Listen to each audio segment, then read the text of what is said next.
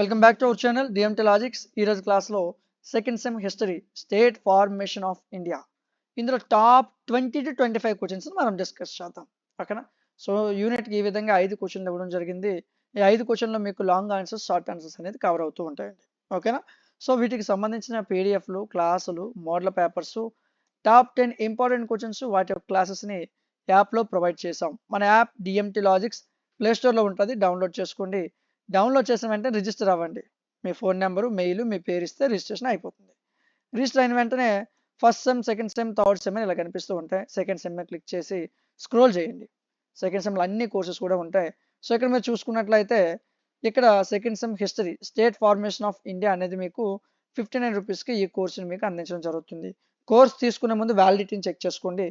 So ఈ కోర్సులో మీకు PDFs, classes, model papers, top 10 important questions, వాటి యొక్క క్లాసెస్, ఎగ్జామ్ ఎలా చదవాలి, ఎలా అటెంప్ట్ చేయాలి, ప్రతిదీ క్లియర్గా చెప్పడం జరుగుతుంది. ఓకేనా? సో ఎవ్వరు కూడా బ్యాక్లాగ్స్ అనేది ఉంచుకోవద్దు. ఓకేనా? సో అదేవిధంగా మీకు ఇంకే సబ్జెక్ట్స్ కావాలన్నా మన యాప్లో ఉన్నాయి, చెక్ చేయండి. అదేవిధంగా మీకు లాస్ట్ యూనిట్ మనం చూసుకున్నట్లయితే, సో లాస్ట్ యూనిట్లో మీకు మరికొన్ని క్వశ్చన్స్ ఇవ్వడం జరిగింది, 5 క్వశ్చన్స్.